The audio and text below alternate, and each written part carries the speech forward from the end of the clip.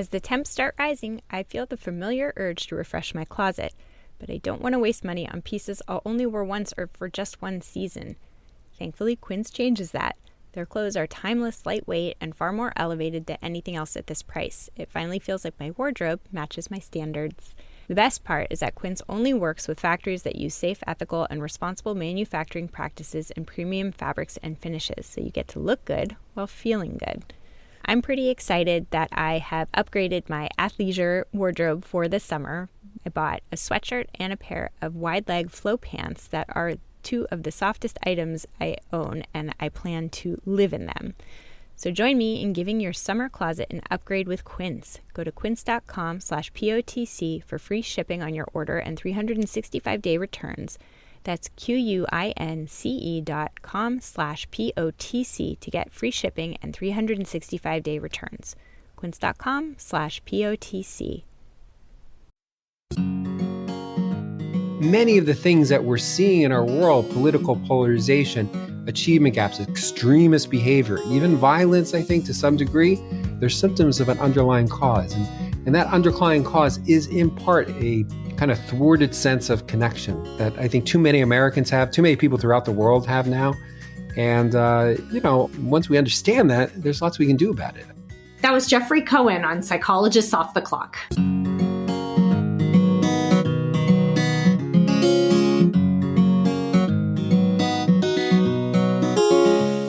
We are three clinical psychologists here to bring you cutting-edge and science-based ideas from psychology to help you flourish in your relationships, work, and health.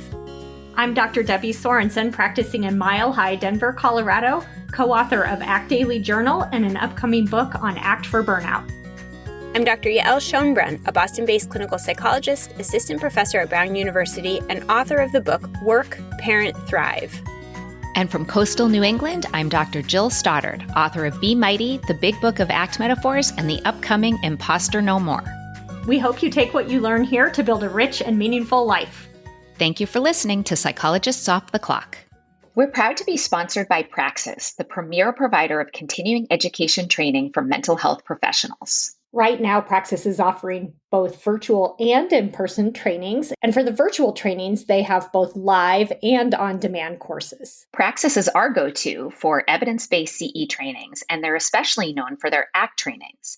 Some of the best expert peer-reviewed ACT trainers offer courses with Praxis. Check out their current offerings at praxiscet.com, or you can link to them through our website, offtheclockpsych.com, and you can get a discount on live training events if you use the code OFFTHECLOCK. Hi, this is Debbie. I'm here with Yael today to introduce an episode that I have with Geoffrey Cohen, who is talking to us about his book, which is called Belonging, the Science of Creating Connection and Bridging Divides. And Yael and I were both so excited to talk to you about this episode, to introduce it, that we even just started chatting about it before we hit record. We had to contain ourselves so that we could have some things left over to say in this intro to the episode. Yael, what are some of your thoughts about the conversation?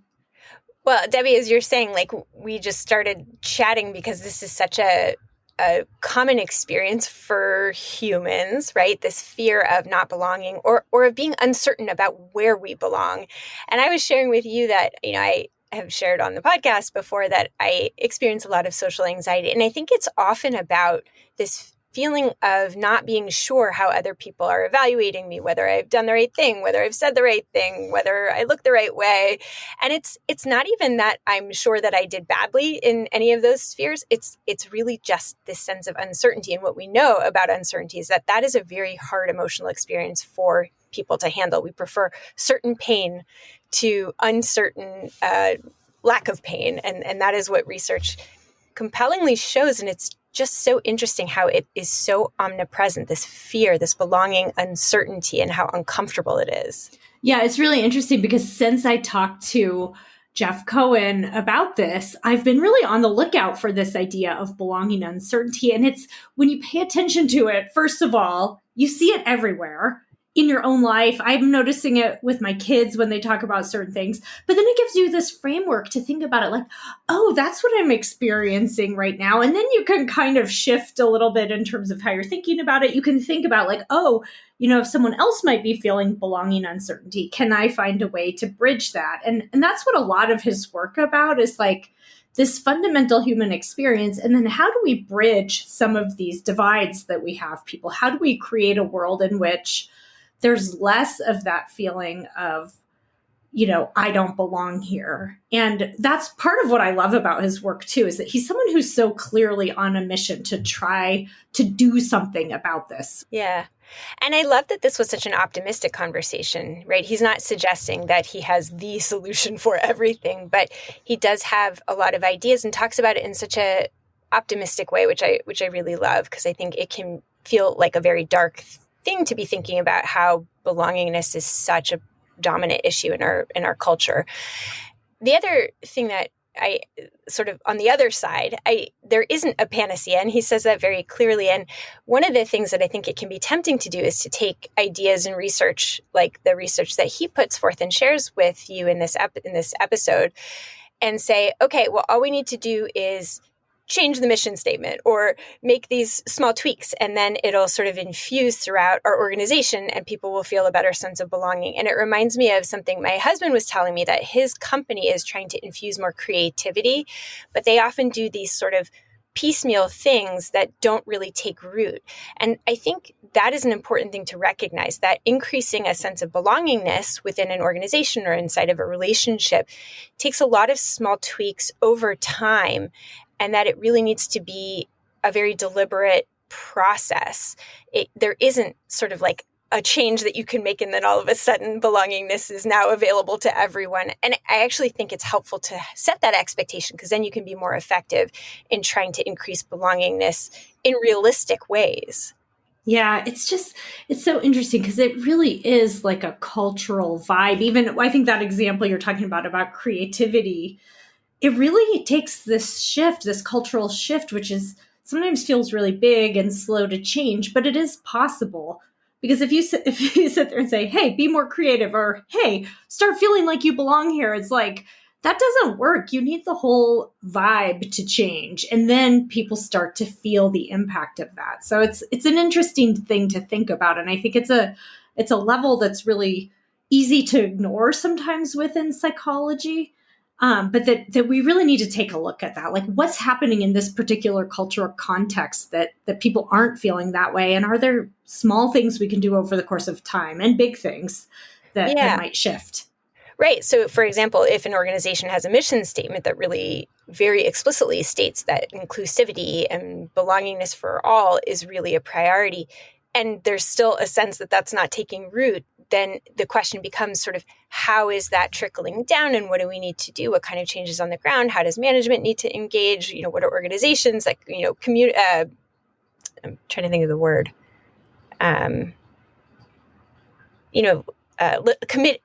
there committees that could be made that could help to impart change in the organization? Are there, events that could help the conversation start to take root? I just think, it's easy to sort of default to like one-time things to improve the way that people feel daily. And that rarely works, right? It needs to, as you're saying, be more fundamental and over time. Totally. We see that all the time, right? Where if you ask someone, oh, yes, I really care about inclusivity, of course, or diversity, like most people do, but then there are still things that get in the way. It's like just saying that is not enough, or having one meeting about this or something like that. And so even though this is big and there's a lot to think about here, there's no, quick fix solution to any of this. Jeff Cohen really does offer some helpful ideas about this throughout the episode, and kind of ends on that note of some important things to consider. And so I hope you'll listen all the way through to the end of the episode to get some ideas in this very hopeful and inspiring conversation. Geoffrey L. Cohen is a professor of psychology and the James G. March Professor of Organizational Studies in Education and Business at Stanford University. He received his PhD at Stanford and his BA at Cornell. He is a social psychologist who has published widely. His research examines the processes that shape people's sense of belonging and self-concept, and the role that these processes play in various social problems using a social psychology approach. He and others have developed concrete, science-backed strategies to create more welcoming spaces for people from all walks of life. And he has a new book out called Belonging, the Science of Creating Connection and Bridging Divides. Welcome to Psychologists Off the Clock. Jeff, I'm so happy that you're here today. I feel like we're going to solve some of the world's problems together in this hour. Thanks, Debbie. It's great to be here. I'm sure we'll at least make a small dent. A small dent and share what you've been doing in your work over the years with our listeners. Reading your book, I mean, I almost didn't know where to begin because there's so much really important and interesting content in there. I literally sat down to write my questions and I was like, where do I begin? Because there's so much. So I actually thought I'd begin with a quote. And this is kind of paraphrased from your introduction. You say that the purpose of the book is to foster your own sense of belonging and foster it in loved ones, students, coworkers, and people you argue with, to help others feel included and to turn everyday encounters into understanding, connection, and growth. And so, Jeff, I love this. And it also feels like a bit of a tall order that you're tackling here. And I'm just wondering, you're a social psychology researcher. What do you think social psychology has to offer to this really, important mission that you have in your work? Yeah, thanks for asking. That's really beautifully put. I think that social psychology's big lesson is that every situation can be made at least a little bit better, So my field is really in the business of showing how if you change an aspect of the situation, often a subtle social one, you can get sometimes very large effects on behavior. For example, if you give people a little baggie of candy to put them in a positive mood, that increases their likelihood of helping a stranger later by, as I recall, roughly 30 percentage points. So small tweaks to the situation that we can all make can have pretty dramatic effects on behavior. Not always, but sometimes. And I kind of make this claim that, well, generally speaking, almost every social situation can be made a little bit better. And we have some power over the situation by the fact that we're in it and through the words we choose and the behaviors we engage in and the way we engage across lines of difference, we can make the situation go a bit better, at least a little bit better, sometimes a lot. So that's the premise of the book. Is the power of the situation. But as part of the situation, we as individuals share some of that power. So we have some ability to mold situations in ways that bring out our individual and collective best, at least a little bit more. Yeah. Yeah. Well, we've made the point on the podcast a number of times so I'm a clinical psychologist and so are my co-hosts. And we've made the point a lot of times that in psychology, sometimes we look too much at the individual, but we don't look at the context or the culture, or the circumstance. And I think what I love reading your book, it's not just, so it really highlights that some of the situational and contextual factors, but it also, and we'll get into this later in the interview, but it gives some idea of like, well, what can we do to change some of this? Because sometimes it feels onerous to try to make a difference. Sometimes it feels onerous to try to make a difference. And sometimes we feel like we're not making a difference, no matter how hard we try. What I wanted to do and what I've done in my career is to try to offer solutions. So I went into social psychology because I really cared about social problems. That was my sort of big impetus. I worked at volunteer organizations. I tutored kids. So my focus in my career has been not just documenting problems, which is what a lot of social scientists do, and useful, to understand the causal bases of problems, but to figure ways in which we can kind of intervene on them for the better. And I don't really like that word intervene, but I like the better word might be support. Figuring out ways to better support and empathize with people beyond the ones, the business as usual techniques that we've inherited from our culture, or from our family, or from each other. And one of the subtexts of a lot of the research is that, there are a lot of bad things good people do.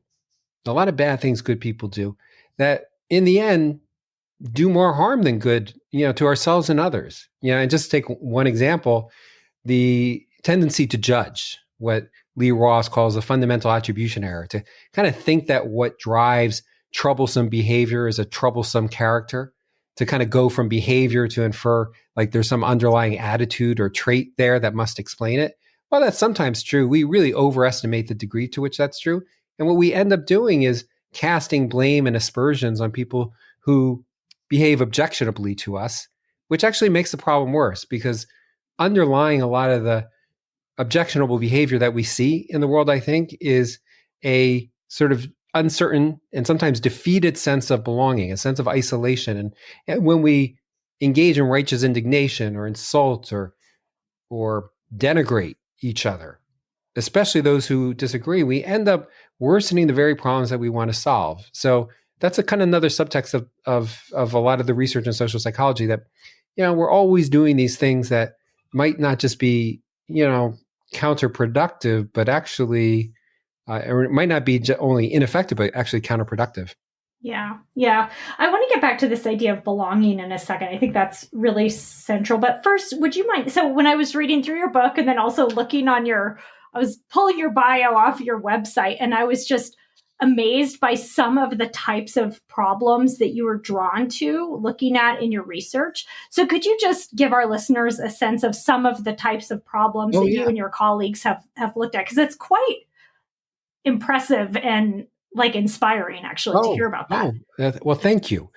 My lab, my colleagues, this is really a team effort, and I really owe a huge debt to my mentor, Claude Steele, who's worked with me on a lot of these projects, and Greg Walton, a close colleague, who helped develop some of the research on belonging uncertainty, was a real pioneer, still a pioneer in this area.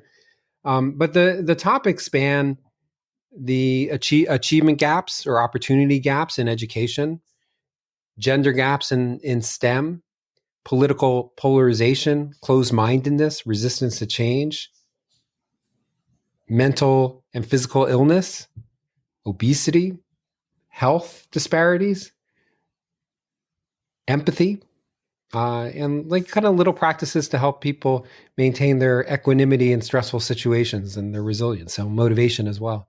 So I think that, one of the things that's cool about being a social psychologist is that what you end up doing is showing that very heterogeneous phenomena in the visible world end up having this kind of hidden common source. And the hidden common source for a lot of these problems is a sense of social disconnection in a lot of cases, and also a sense of what we call psychological threat, a sense that myself is not safe here, which often comes from feeling like you don't belong.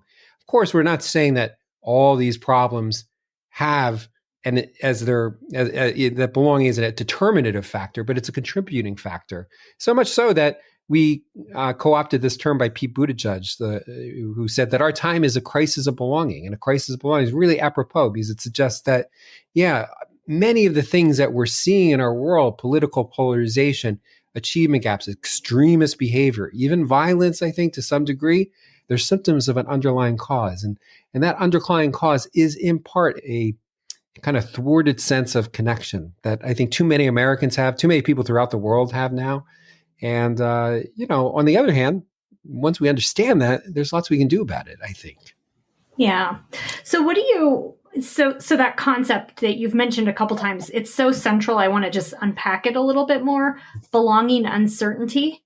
Yeah. And I believe that's a term that you and some of your colleagues coined that term. Is that correct? Yeah, that's right. We went back and forth on this term. This is Greg Walton and I years ago came up with this term to describe this state of mind in which you're uncertain of your belonging. And it captures this reality that I think we all experience when we're just kind of walking on shaky eggs. We don't really know if we belong or not. We have a hypothesis that we might not. For example, you might be at work and you've heard or have reason to suspect that your boss doesn't like you. And now in interactions, you're not sure. Now in interactions, you're in belonging uncertainty. You're kind of looking at his behavior very carefully, or her behavior very carefully, to sort of look for signs, telltale cues as to whether or not they think negatively or not of you. Likewise, I think we experience this all the time, walking into a social gathering or a party, you step through the door and tumble in. Maybe you forgot to bring a dish for what you discover later is a potluck, and you're kind of feeling all eyes upon you. You have this sense that nobody is looking at you, but everybody is talking about you. And it's a kind of psychology in which, I think it's twofold. There's two consequences. One is that it's exhausting because you're kind of perusing the environment constantly. You're preoccupied. And do I belong? Do I not? So it's hard to kind of focus on the conversation and focus on learning. And second, you're in the state of mind where little things loom large. A person might kind of smirk or look distracted, and all of a sudden, ooh, that's a cue that maybe I don't fit in here. And Greg and I linked this belonging uncertainty to the experience that a lot of underserved students experience in school or workers at work, ethnic minorities, where they're kind of entering an environment where their group has been historically underrepresented, and they're understandably uncertain about whether this is a place where I belong, whether I can belong, even whether I want to belong. When I was an assistant professor, I experienced this really intensely, and I think this contributed somewhat to our research where, I was an assistant professor, and I felt intense belonging uncertainty being at this place with these academic superstars, and I really felt a lot of belonging uncertainty. And I noticed at the end of the day, I come home, I'd be exhausted, and I think back, what did I do all day? And I'd realize not much except worry. So my mind was in this kind of churn of thinking, do I belong or not? It was just depleting. People who face negative stereotypes are facing that a lot more regularly, that kind of ruminative cycle that can really be sapping. And then the second thing I noticed is that like these little things would loom large. Like the chair would make a comment on a class of mine. I'd be like, oh, what did he mean by that? And so it's a preoccupying state of mind. And I think it's one that we experience a lot. All of us have this. It's kind of ironically something that unites us. It is. It's part of the human condition. I was actually thinking about it in my own life, and everything from I went to an event a couple weeks ago, like a social event, and walked in and was like, I didn't see anyone I knew, but everybody else seemed to know each other. Of course, there were a few people, and it was. But my first response was, I got to get out of here. I felt so uncomfortable. Exactly.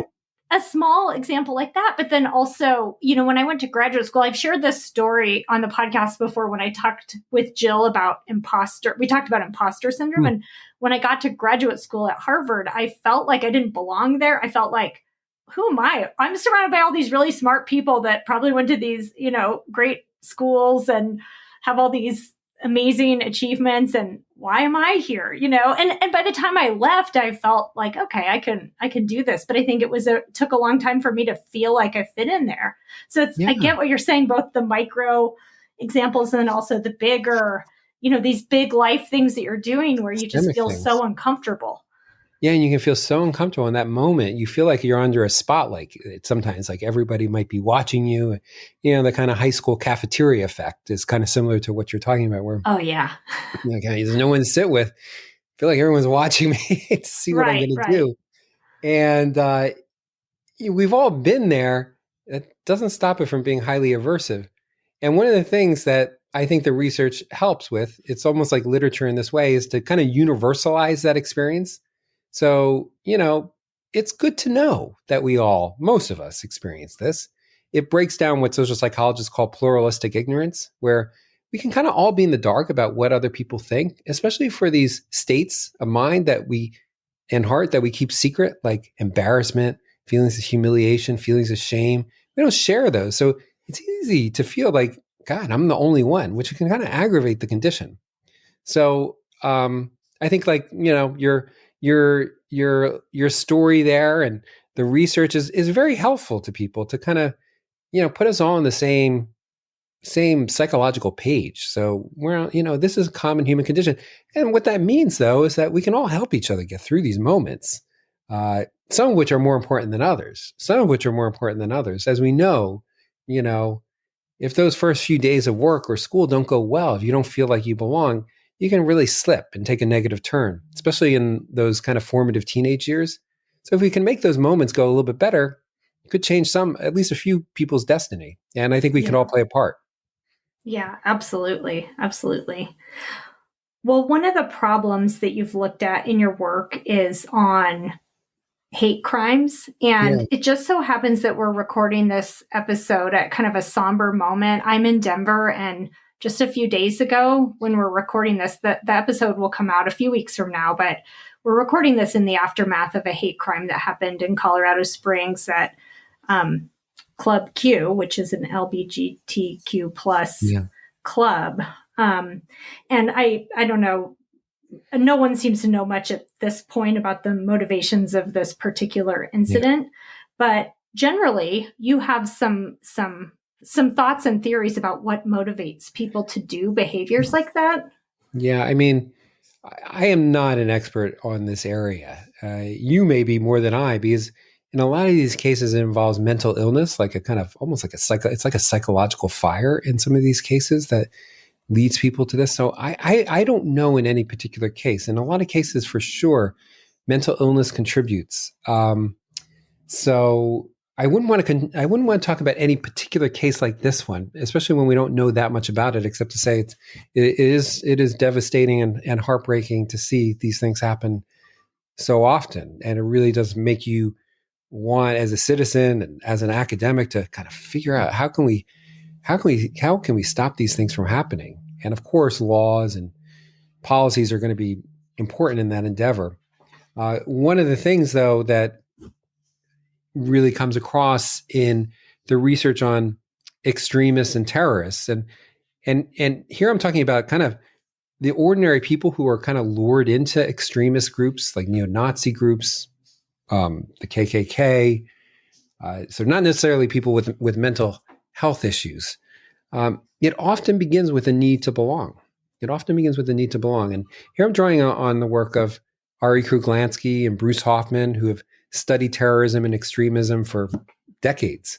And what emerges is this story, which is that, a lot of the people who join these groups and who later even engage in these horrific hate crimes, but they're part of these groups, they're kind of organized groups, is that the interesting thing is they don't necessarily subscribe to the ideology initially. They don't really believe in the toxic racism. I mean, they might a little bit, but it's not what impels them to join. Instead, it's that feeling of being part of something bigger than oneself. I tell the story of C.P. Ellis, a man from the Deep South in Durham, North Carolina, who joined the KKK in the 70s, and he later left it. But he describes how it was just cool to be someone who mattered. He remembers kneeling before the cross at the KKK ceremony. He says, for the first time in my life, this little person felt like somebody. And so these groups are highly organized to exploit a need to belong, and they prey off of it. And they get these people whose need to belong has been defeated, either because of economic deprivation or because of isolation from their families. Or they might simply feel like their group, not they themselves personally, are being left behind in society. And it's that sense of being left behind that is exactly the opposite of belonging. I mean, belonging literally means to go with. So being left behind means you don't feel that sense of belonging. That's what often seems, at least observationally, to be the kind of key driver for a lot of people to join these groups. And then once they're in there, they're impelled to do like these terrible things, starting with like small terrible things, building up to big terrible things, almost like a foot in the door effect. And they start to kind of self-justify and then kind of begin to believe in this poisonous ideology as a kind of way to justify their own actions because of sort of cognitive dissonance phenomena or process. So I think that what I would say is that it's so easy and understandable in our society to go from bad behavior to think it means bad character. And yes, of course, sometimes it does. But a lot of times there's a kind of more subtle mechanism at work in which people aren't beginning with bad character so much as with desperation. And they're finding some port on the shore, perhaps the only port on the shore that will take them in. And it's a little bit of a Faustian bargain, because then they have to endorse this poisonous ideology and do these terrible things in order to stay a good member of the group. So that's, I think, what a lot of the work suggests. And looking even at the research, a sense of ostracism, even a sense of loneliness is pretty predictive of aggression and conspiratorial thinking. And there's even lab studies that manipulate a sense of ostracism and find that people become more extremist and conspiratorial in their thinking. So, there's a kind of a bunch of evidence in this area, none definitive, of course, but all suggestive of the power of a defeated need to belong in propelling people to horrific actions.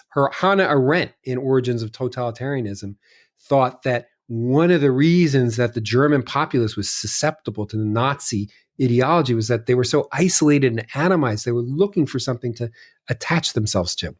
So it does seem to be a theme in the human condition. Yeah, it really helps me make sense of some of what's we're seeing with political extremism and divisiveness, where it's kind of just hard sometimes to make sense of it. And that does make sense. You think of people who are feeling disenfranchised, disconnected, and why would they be drawn to something like that? It's providing them something, right? Yeah. Disenfranchised. They feel like they don't have a voice, and they're pissed.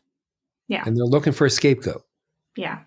Angry. And they want to belong. So it's like, that's kind of the recipe. Make people feel like, join me, join us, and you'll have a place. And people will go along sometimes. I think I got this from your book, right? People will go along sometimes with a social climate in a way they wouldn't just on their own. And you gave an example. I was really struck by, I kept thinking about this example after I read it in your book, of the Jewish high school student who faced some anti-Semitism at school, and her peers it just went along with it to the point where it got pretty extreme. And it was really interesting to think about that. Could you just say something about that, about like how social climate could contribute to something like bullying or racism? Yeah, I think a lot of times people are just play acting at these things, or it's the line between truly believing and play acting is thin. In that anecdote, the girl's victimizers said, "Yeah, we were just playing. When I was reading Mein Kampf in the cafeteria, we were just play acting. It was like a big joke." And well, from her perspective, it's not a joke at all. Like, that's highly offensive. But what had happened at that school is that engaging in anti-Semitism had kind of become a kind of way to kind of win approval, to fit in with your peers, and to kind of make these in-jokes and badger together. And so when finally the whole thing blew up, a lot of the perpetrators are like, well, I really didn't mean it. I didn't feel hate.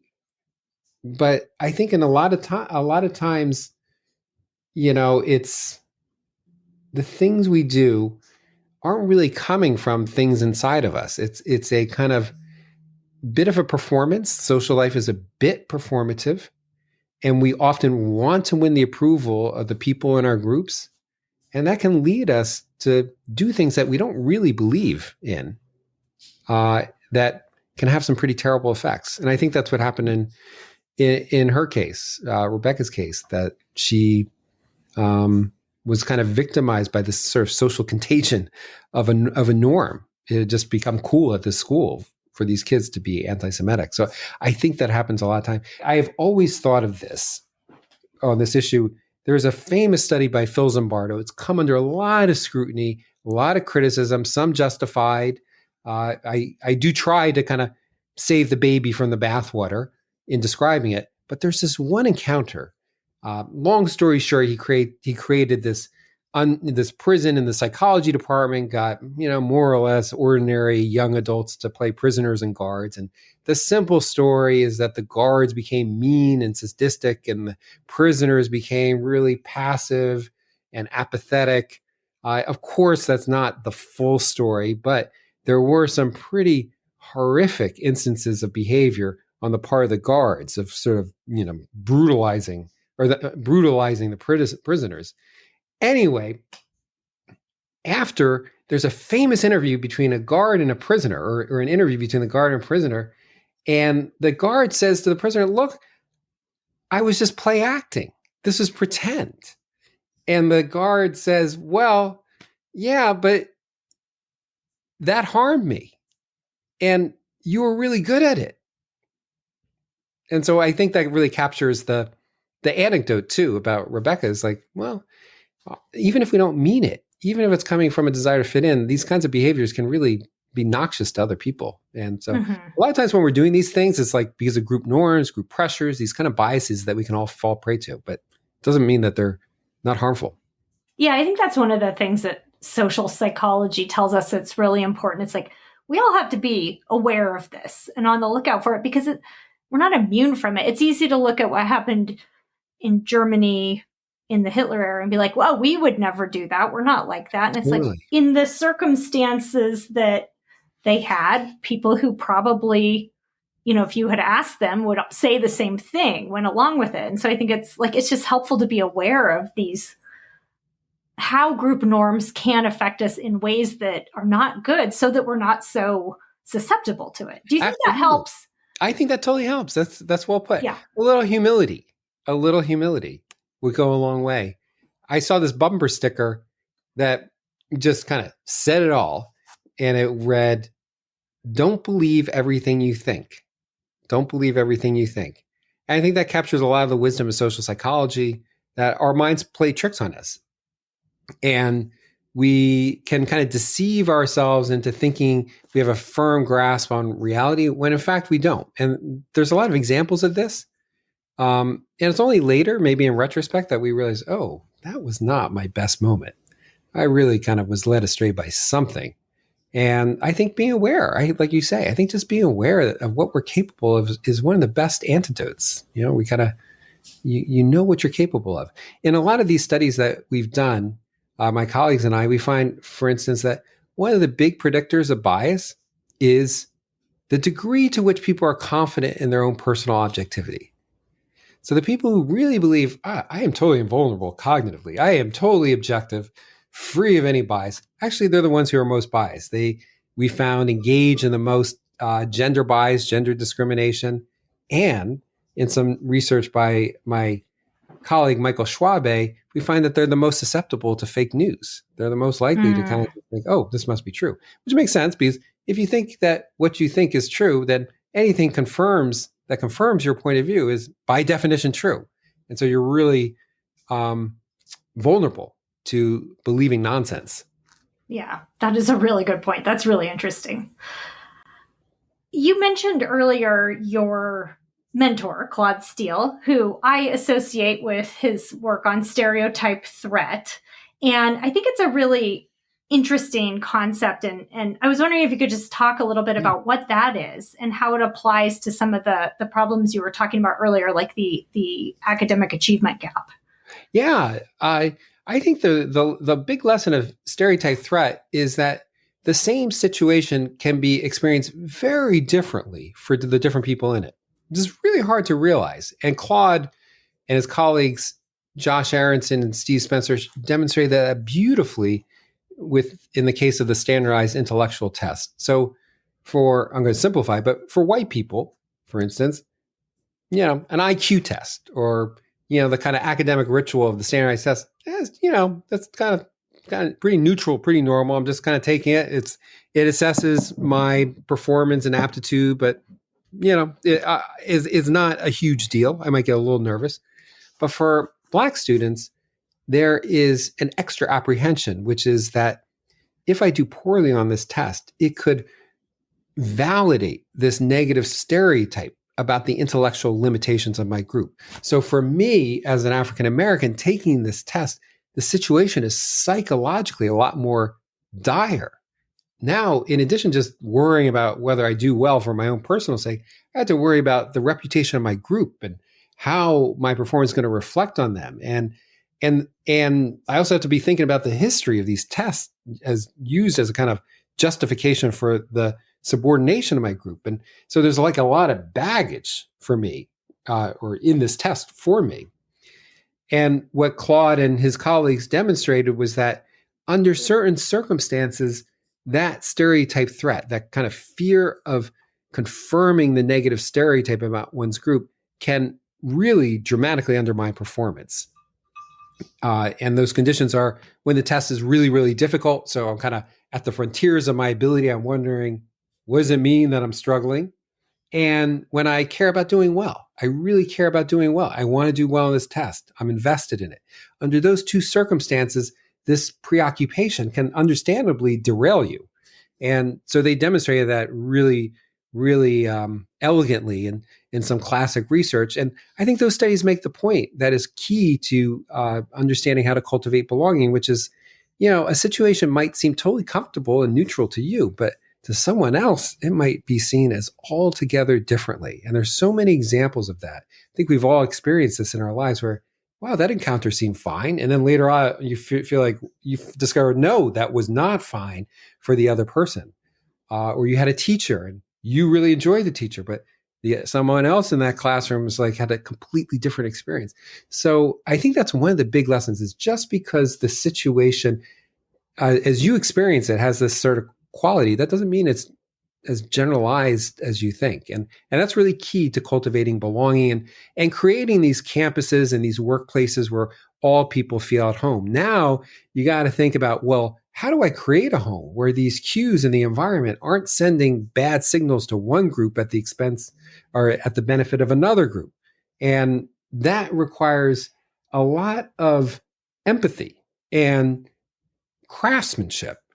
Just to take one other example, you might think that a colorblind mission statement for your company saying, we just judge people by who they are and their individual merits. We give no credence to their race or their gender or their religion.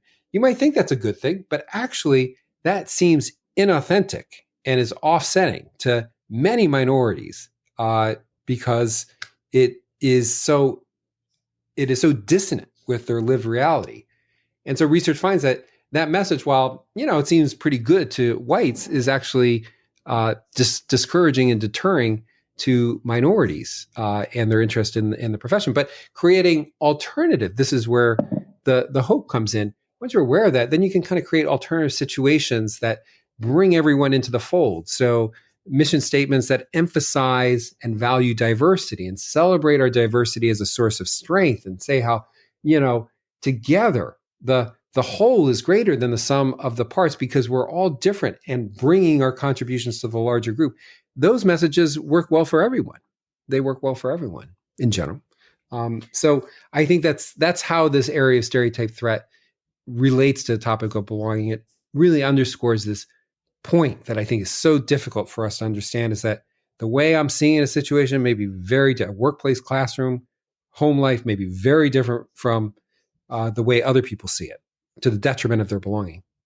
Yeah, and you have chapters. It's really interesting. People should pick up your book because you have chapters on belonging at school, work, in the community, politics, health. It's just, there's a lot to think about. But this piece about the workplace and how we know that a more diverse workforce is great for people. It's great for actually workplace culture, all these things. But I love this. You said it's not just add diversity and stir, but you need to actually really change some of the features of the workplace to make people feel that sense of belonging, right? That workplaces that have better sense of belonging have better engagement and retention with their employees. What can you say a little bit more about what kinds of things workplaces can do to foster that? Yeah, that's Frank Dubin's little injunction that, too many workplaces have this add diversity and stir approach, which really doesn't work. You got to kind of you have to craft situations, do what I call situation crafting at the workplace to, make it feel like a home for everyone there. And there are many, many strategies for doing that. One being, these mission statements. I think mission statements actually, they're not just words. They set the tone for people's experience of the workplace, and they potentially can increase the diversity of your of the candidates who apply to your position. So mission statements, as we talked about, is one bit of situation crafting. Then when people are there, there needs to be many things in place to kind of create that sense of inclusion. And there's no recipe here, but one thing that comes to mind is just simply inclusive policies. So there's some nice work by Tony Schmader's lab showing that the mere presence of gender inclusive policies, work policies, such as, opportunities to report harassment, programs to support work-life balance and childcare, like those are not only objectively beneficial, but they're actually associated with a higher sense of belonging among female employees, at least in the sense that they don't feel stereotyped or looked down as much in light of the stereotypes at their workplace. So that's important. I also think that there are so many ways in which we could sort of take things out of the workplace for the better. One being sort of this talk about how talent and genius are the kind of key drivers of success. That's been shown to be pretty off-putting to people who have been on the outside of the field, understandably so. So you're telling me I don't have the innate talent to be here, or that my group doesn't have the innate talent to be here? And in some really nice work by Mary Murphy and Andre Simpian and many others, it's been found that companies that espouse this view that, it's all about talent actually produce less innovative workers and more unethical behavior among workers and less belonging there. So there is kind of a whole, ideally there's so I don't think there's one quick fix, but what we're aiming at is changing the lived situations of people in the workplace so that it adds up into a culture of belonging where you're just kind of going about your daily life and you feel like, yeah, this is a home for me. And like little things will get you there. Little things like what we're talking about will get you there. But ultimately, I do think it is a matter of transformational leadership and the beliefs and the norms of the company that are in people's hearts. And these are kind of little ways to get there. And then the final thing that I would add to that is just perspective getting. Perspective getting is so important. I heard I think it was one of the deans at my daughter's college said this to the incoming students. He said, if you don't feel at home, I want to know. And so you kind of invite yourself to feedback that, hey, I want to know. You get, if people don't feel like they belong, you get that perspective, and then you can kind of create ad hoc situational solutions to deal with it. So I think that's another really key tactic. Too many places think that there's some recipe for inclusion, but oftentimes it's a kind of collaborative project that involves constant discussion and back and forth and conversation.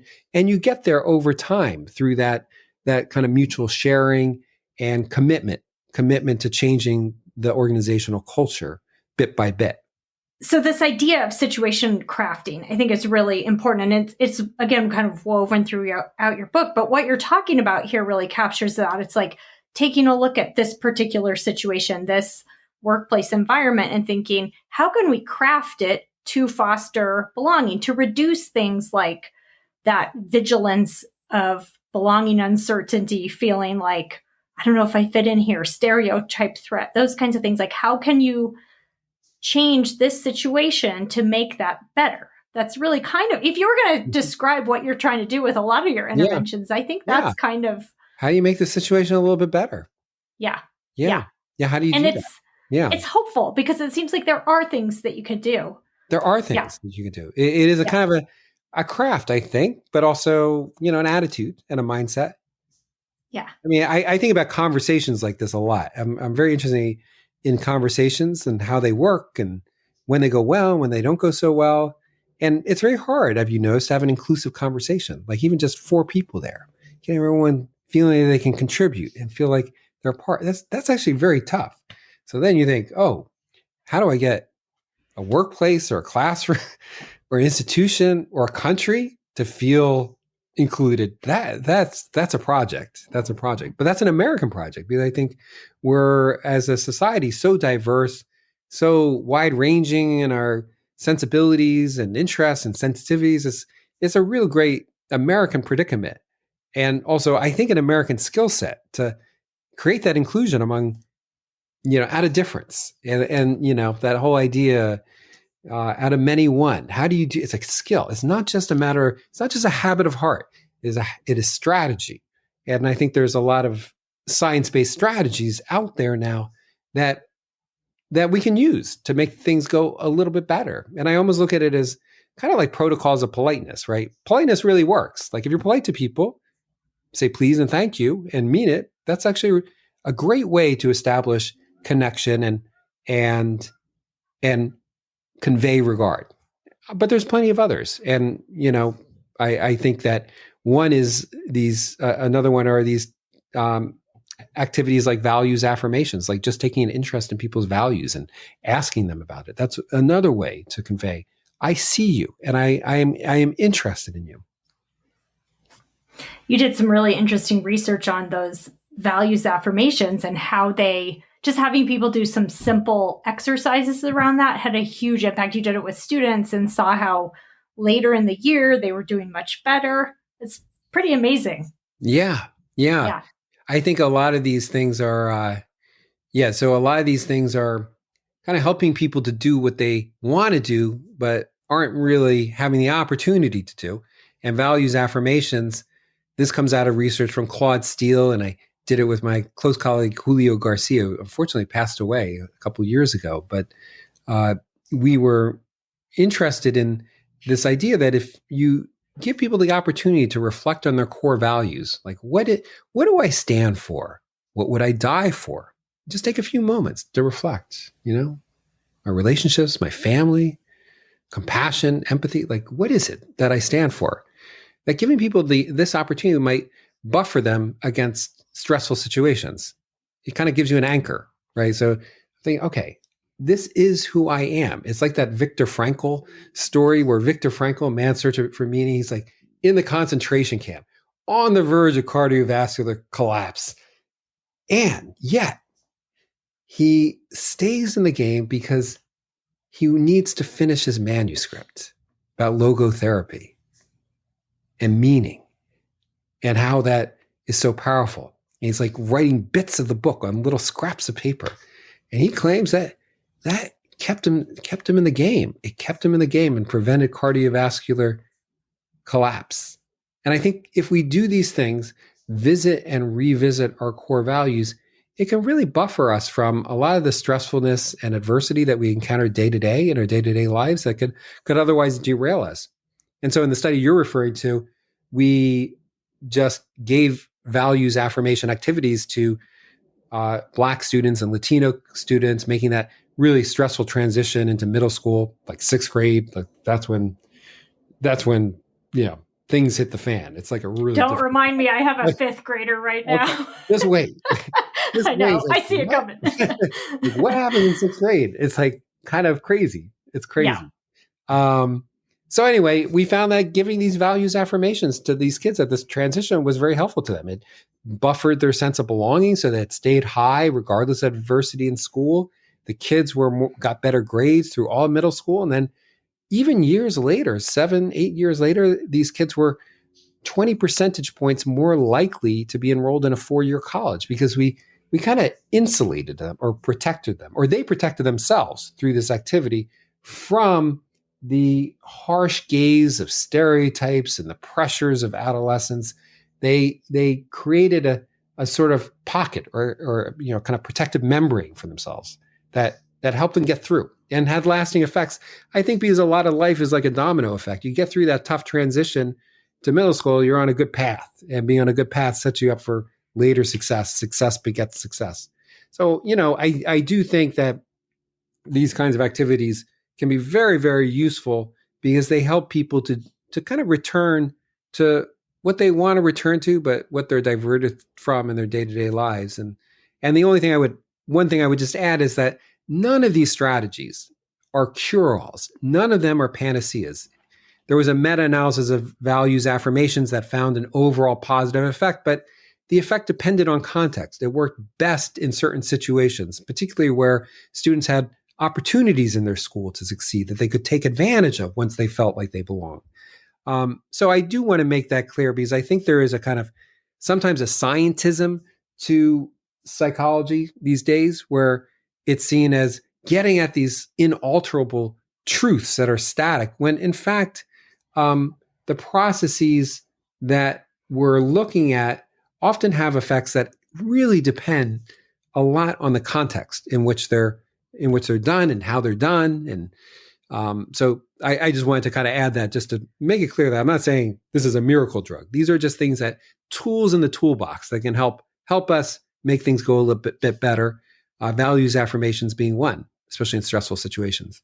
Yeah. And I think you're really clear in the book. I think that you're not putting the responsibility on the individuals, for instance, who are experiencing racism, like, oh, well, you just gotta, deal with this, do this values thing or deal with stereotyped threat in a better way. It's really, I think you're very clear about that it's not, you're not in a blame the victim kind of thing here. It is more that sense of like, what needs to change to make this better for people. And I think that's such an important distinction. I just want to kind of highlight that. Yeah, thanks so much. Yeah, I totally agree. And, while we're all pushing the ball forward on institutional change and creating more opportunities for people who have been disenfranchised so long, that's kind of, I would say, the most important goal. Still, we got to deal with the cards we've dealt down on the ground. We have to help kids get through the situations they're in. We have to get through the situations we're in. And these kinds of strategies and tools can be really helpful in that endeavor. So another thing that you mentioned earlier when we were talking about work was this idea of perspective gathering versus perspective taking. And as a clinical psychologist, I think this is really interesting because sometimes I do perspective taking exercises with my clients where I have them imagine what somebody else might be thinking or what would you say to this person or that person. And sometimes my clients even ask me like, well, why do you think my spouse said this or that? And I say, well, maybe this or that, you know what I mean? We're sort of guessing a little. And I'm rambling here, but I think that this idea is so different. So could you talk a little bit about why perspective gathering might actually be more helpful? Yeah. Well, it's I like perspective gathering. That's a good way to put it, actually.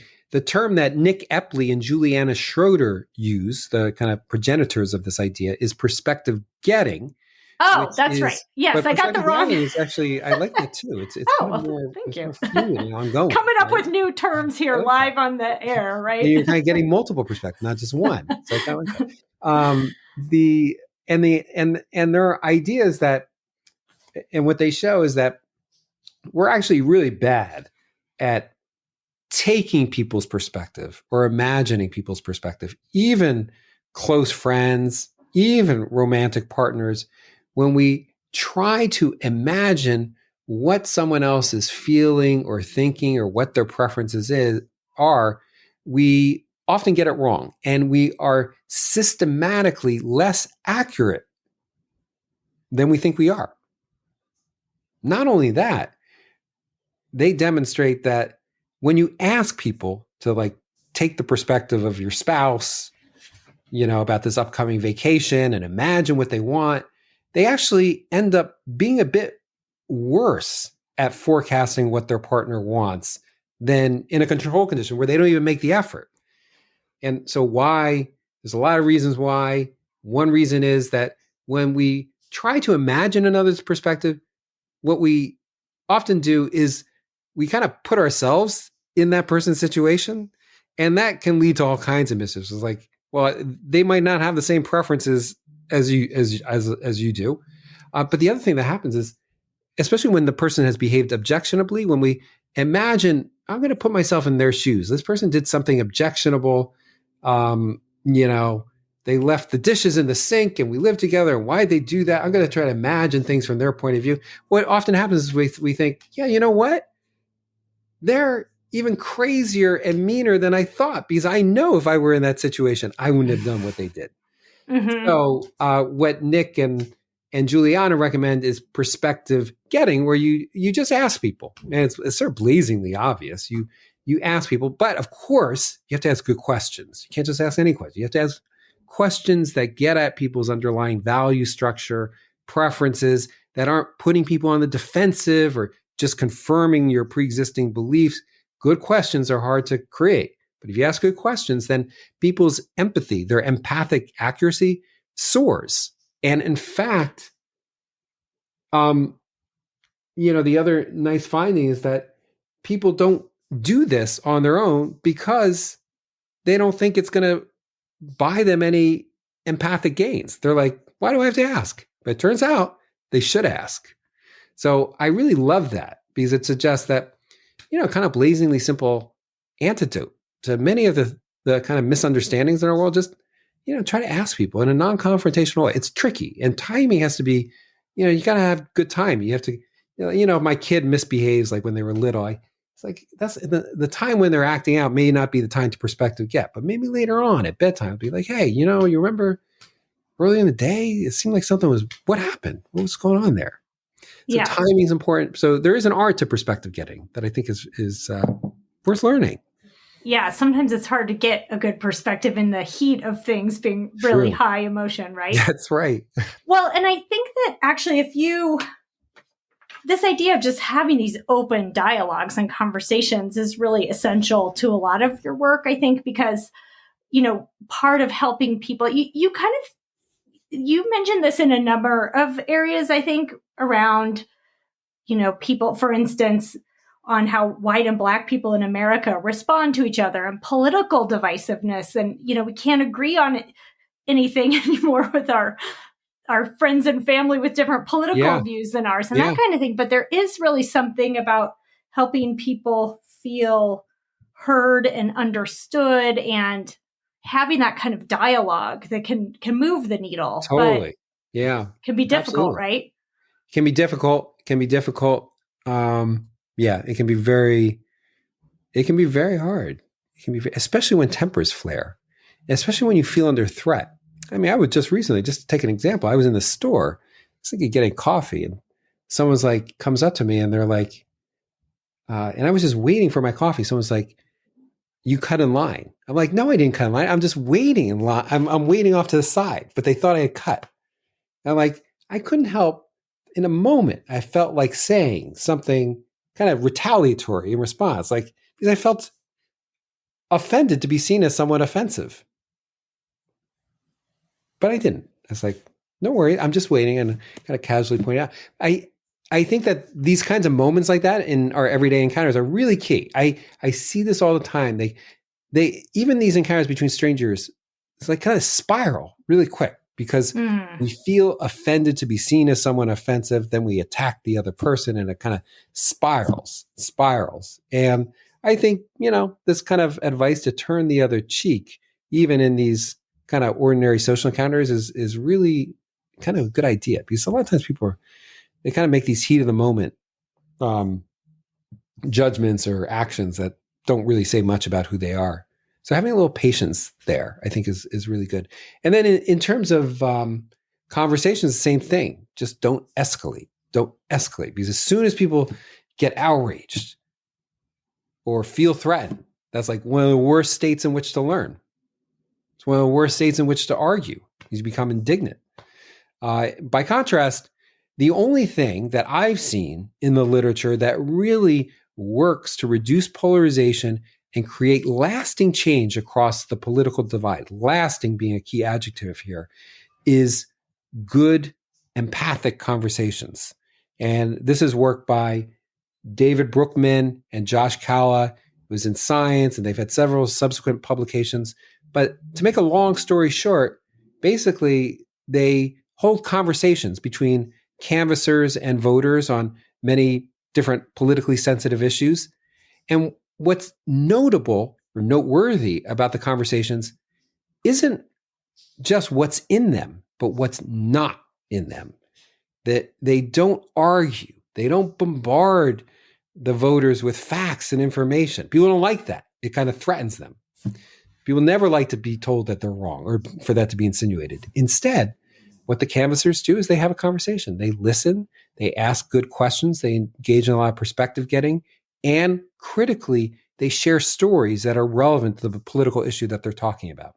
And this is the only thing that I've seen that works. It's only a 10-minute conversation, but has enduring effects on people's political attitudes, even in the context of presidential elections and sensitive issues like transgender rights and immigration. So I think we need more kind of conversations like that, where we're just kind of, the word conversation actually means to turn over together. You're turning over an issue together. I love that. You're kind of, it's almost like you discovered an object on a trail. You're just kind of looking it over together to figure it out. And that's what a conversation is at its best. I think we need so many more of those. Too much of our lives are being dictated or being, of our political relationships are being defined by these pundits, media pundits, and politicians who are trying to get us to villainize one another, think in us-them terms. And that's just that is corrosive and just undermines the opportunities for these kinds of connections that could really bridge divides if they happen. So a lot of what we're talking about here is finding little ways, all of us can just to fight back against the larger culture, the noxious elements in the culture. And that includes the media and the social media. That includes cultural biases like the fundamental attribution error. It includes stereotypes. Each of us, I love Irving Goffman, the famous sociologist. He would see in the minutia of everyday encounters a moral battleground. And so I do really feel like in these like little encounters across lines of difference, we can make a choice. We can be inclusive and open and curious and really believe that there's something in the other person worth hearing, or we can go on the offense. And I think that unfortunately, or fortunately, I mean, going on the offense and being righteous and indignant and threatening ultimately does more harm than good, and actually ironically undermines our ability to kind of send the message we want to promulgate. And that applies both to the left and the right, I think. Well, that's a beautiful note to end this conversation on. Very inspiring, and actually perfect timing, because when this episode comes out, it'll be right in the middle of the holidays between Thanksgiving and Christmas. And perfect. So there will probably be plenty of opportunities for bridging family divides. I know. I'm thinking that we should do you can talk to Uncle Joe at the table and have maybe the conversation go a little better this time. That's right. Maybe it go just a little better. That's actually brilliant. Well, so again, Jeff, thank you so much for coming on. The title of your book, again, is Belonging, the Science of Creating Connection and Bridging Divides. What's your website? Because you have some of your exercises and articles and that kind of thing up there. Yep, that's right. It's geoffreylcohen.com. So just my name, but spelled Geoffrey with a G. Geoffrey with a G. Yeah, GeoffreyL Cohen, COHEN.com. So just my name without any periods in it.